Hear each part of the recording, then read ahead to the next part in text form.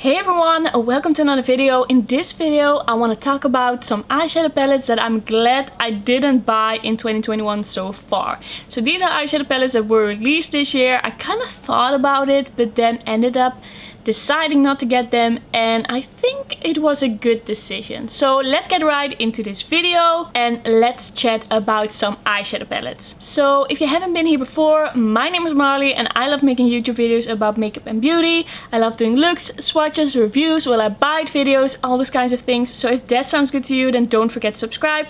I usually upload about 2 to 3 videos a week and would love to see you again on my channel. So let's get into these eyeshadow palettes that I didn't buy. So first up I want to talk about these Sigma 9 pan palettes that were released I feel like a few months ago. I'm pretty interested in the Sigma formula, like trying the brand. I've heard some good things about them and I don't know what the eyeshadow formula is about right now. I've had some eyeshadow palettes from Sigma like a few years ago, longer than a few years ago. It was pretty long ago, but since then their eyeshadow formula has changed and I don't know what their eyeshadow formula is like now, so I'm keeping an eye out, watching and seeing what they release, if there's something for me. And I was kind of thinking about trying one of these because they are a little bit more compact, a little bit smaller, maybe not as expensive to just try it. But in the end, looking at these color stories, I'm just not that impressed and I'm just not that excited, and I feel like I would have just bought it just to try the formula, but not because I actually like the colors.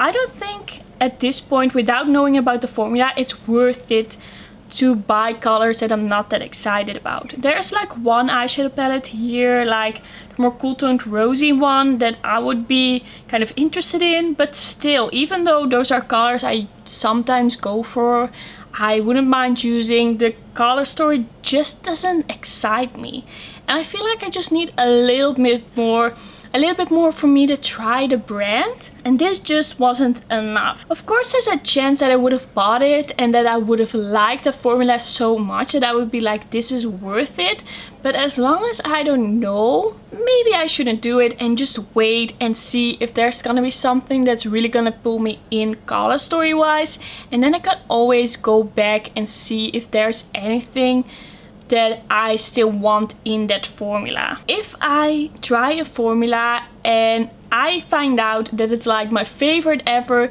then I can sometimes buy palettes that maybe don't have the perfect color story, but I just want those colors in that formula. But I'm not at that point, and I don't think that should be like the start of trying a brand. I just feel like I have to wait and see a little bit more and see if there are eyeshadow palettes by Sigma, if they're gonna release some more interesting color stories that are gonna work for me. So at this moment I'm glad I didn't go for any of these 9 pens.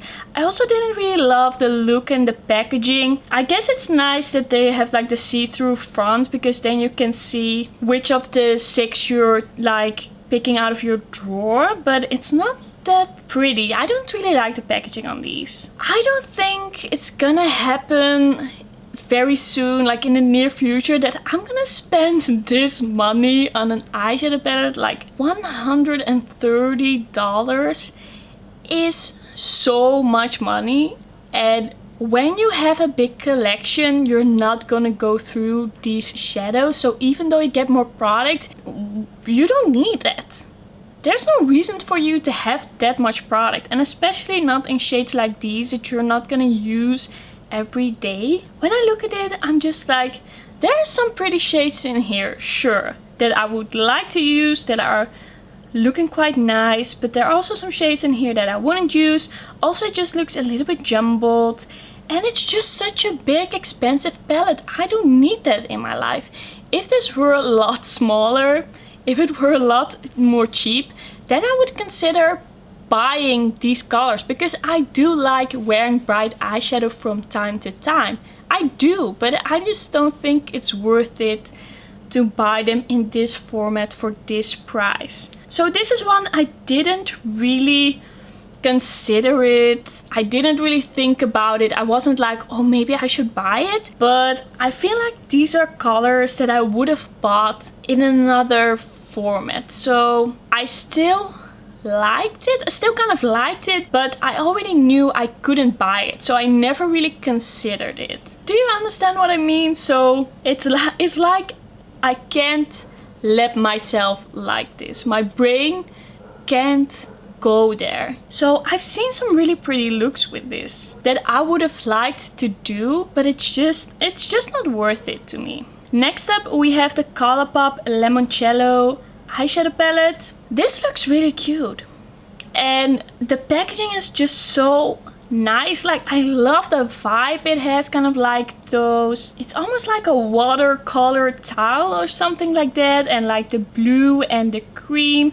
and then with some yellow accents. This is just so summery and so cute. And it gives me the vibes, like all the vibes. But I think if I would just not think about that packaging for a bit, then it's not worth it. There are some nice colors in here, sure. But is it really that special? No, I don't think so. So I would buy it for the vibes. Then I would probably use it like 2 times and feel very summery and be like, oh, this is so cute.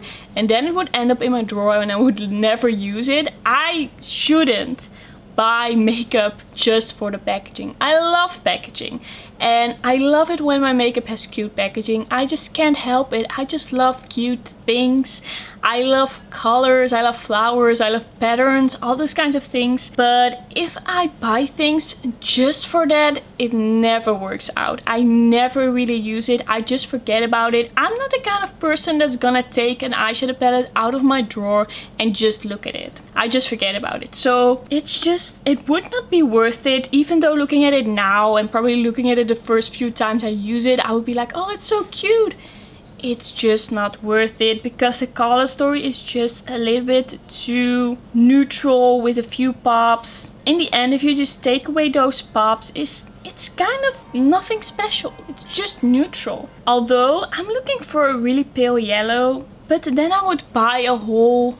But I also don't want to buy a whole eyeshadow palette just for one pretty yellow shade. It's just like when I look at it, on this picture, I glance at it and I just take in the vibes. I'm like, it's pretty, it's so pretty, I like it, but I shouldn't buy things like this, and I'm glad I didn't buy it, and I don't think that's still gonna happen. Next up, a pretty interesting one, the Melt Mary Jane eyeshadow palette. When this first released, I was quite interested in it. I thought it looked quite pretty. I watched some reviews on it. And I was kind of thinking about it, but then when I saw some reviews, I actually realized it would be better, and it was good that I didn't buy it. Once again, I just love the vibes of this. I love the look of cool tones, but in those reviews they said that the shimmers weren't all that great. Some were, some weren't, and I just want my shimmers to work well, otherwise I'm not really gonna reach for a palette. And also these mattes are all just quite deep and you're gonna get quite a smoky cool tone look. When I saw the looks, when I saw the reviews, I just felt like I'm glad I didn't pay the price for this quality.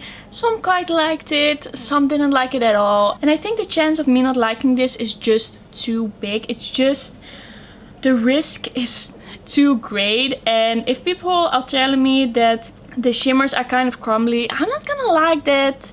That's not gonna work for me. I'd rather use the cool tones that I already have or buy a cool toned eyeshadow palette for less money with better quality. I think in the end I also wouldn't have used this that much. I love cool tones, but I don't use them all the time, especially in spring and summer. I don't reach for them a lot. I reach for like peachy pink tones, rosy tones, more neutral browns. I think this would be, even though I love cool tones, would be a bit harsh on me because it's so smoky and it would get so dark. So I'm glad I didn't buy it, because I just realized that this isn't my perfect color story, that this isn't gonna work perfectly with my taste and my skin tone and how I like to wear my eyeshadow, but also I don't think the quality is gonna be worth it. So I'm pretty glad I skipped out on this, and I don't think I'm gonna be buying this.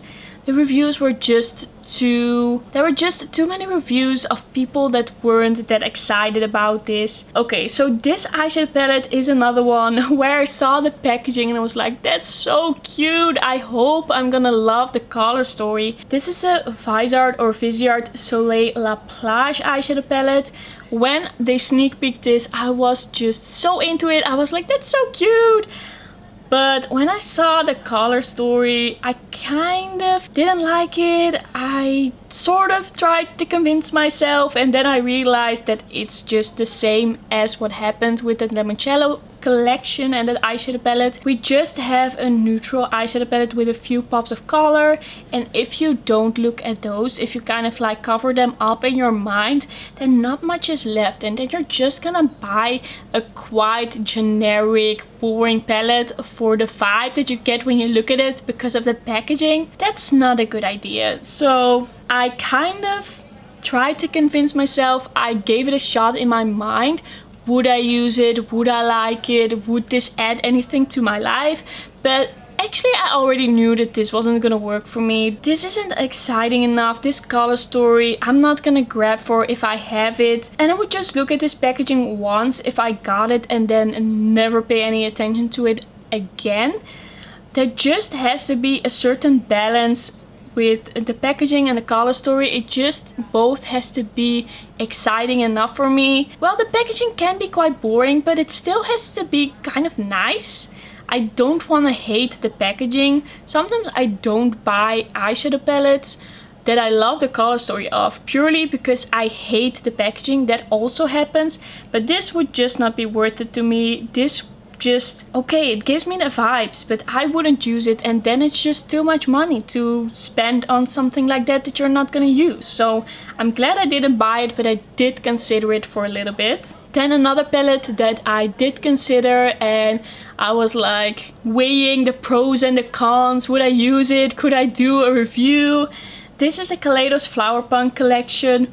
4 of these shades are really warm green type shades that just aren't my fave. I don't feel like they look very good on me. And then we have 2 kind of minty shades that also don't always work the best with my eye color. They kind of work with my they do work with my coloring, with like my hair color and my skin color, like my undertone. But when I apply minty green eyeshadow to my eye, the color of my eyes, it kind of looks less bright. It doesn't pop as much. Sometimes you combine a certain eyeshadow color with your eye color and then your eye color really pops. Your eyes look so bright.